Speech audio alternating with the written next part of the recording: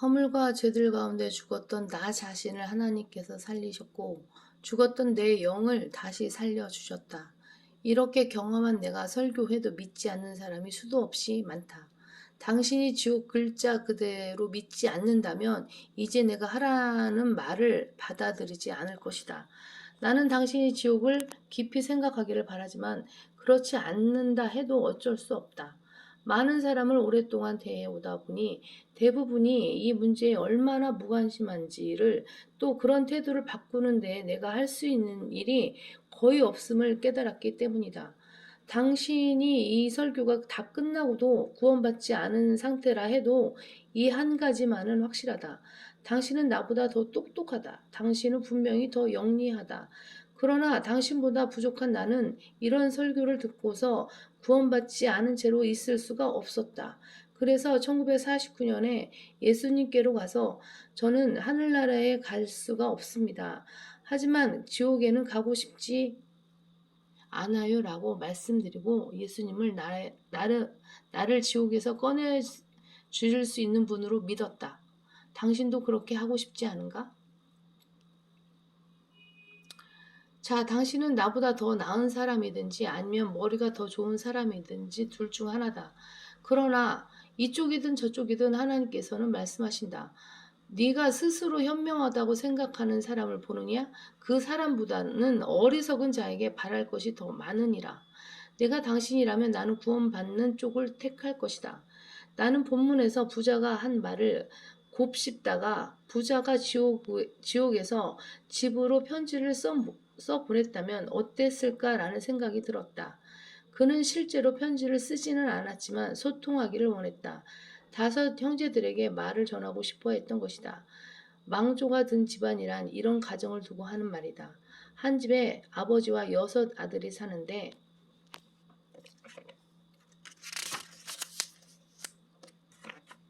모두 지옥의 대기자라니 아버지가 이렇게 말하는 듯하다. 목사님, 내 아들이 교회에 갈 만큼 나이가 들면 스스로 결정하게 할 테니까 그런 식으로 종교를 강요하지 마십시오. 아, 얼마나 현명한 아버지인가. 나는 그런 자들을 넘치게 대면해 왔기에 그들이 어떤지 안다. 그런 아버지를 따라 아들들은 줄줄이 지옥으로 가는 중이었다. 지옥에 간 부자는 누군가가 자기 형제들에게 가서 지옥에 오지 말라고 알려주기를 바랐다. 나는 본문을 읽으면서 혼자 생각했다. 부자가 형제들에게 편지를 썼다면 정말 대단한 편지가 되겠는걸. 물론 불가능한 일이지만 부자가 편지에 뒤따라 편지에 뭐라고 썼을지 궁금하다. 지옥에 들어간 사람이 편지를 쓴다면 내용이 많지는 않으리라. 그 부자도 그저 이렇게 말해주고 싶었을 것이다. 여기에 오지 마. 그 한마디면 충분했다. 지옥에 간 사람이 편지를 쓴다면 뭐라고 쓸까? 첫째, 그는 고통에 관해 쓸 것이다. 내가 이 불꽃 가운데서 고통을 받고 있나이다. 그는 자기가 울면서 일을 간다고 쓸 것이다. 냄새에 대해서도 쓸 것이다. 사람들이 불과 유황으로 고통을 받기 때문이다. 불과 유황으로 고통을 받기 때문이다. 유황은 다른 말로 황화수소이고 계란 썩은 냄새가 난다. 지옥에서 겪는 고통은 익숙해질 수가 없다. 칭기스칸은 포로를 잡으면 큰 솥에 넣고 양손을 가장자리에 묶은 다음 산채로 끓였다. 소리를 지르던 포로는 곧 정신이 나가 미친 듯이 웃다가 동물처럼 울부짖었다. 성경은 말씀한다. 거기서 울며 이를 갈고 있으리라. 신나는 일이 결코 아니다. 빌리 그레엄이 지옥은 하나님에게서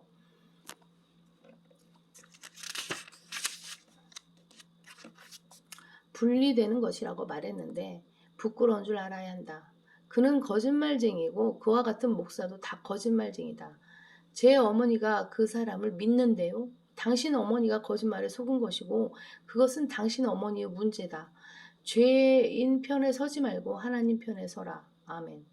울며 이를 갈고 고통과 불이 있다고 하신 예수님의 말씀을 하나님에게서 분리되는 정도로 그 강도를 낮출 수 없다. 그 고통을 생각해보라. 어떻게 견디려 하는가? 그것도 영원히 불가능하다. 누군가가 지옥은 하나님의 정신병원이다 라고 했는데 맞는 말이다. 지옥은 우주의 정신병원이다. 당신은 미칠 것이다. 둘째, 비명소리에 관해 쓸 것이다. 수년간 공산 치하에서 수감됐던 리처드 움블란트 목사의 증언을 들어보라. 간수가 감방문 앞에 고양이를 거꾸로 매달아 놓으면 죄수들은 밤새 고양이 울부짖음을 들어야 했다.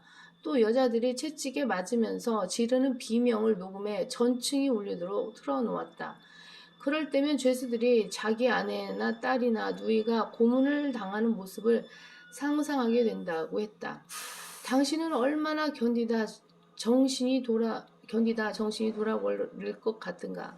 나치 강제 수용소였던 부헨발트에서 탈출하다가 잡히면 피아노 크기만 한 통에 가두었다.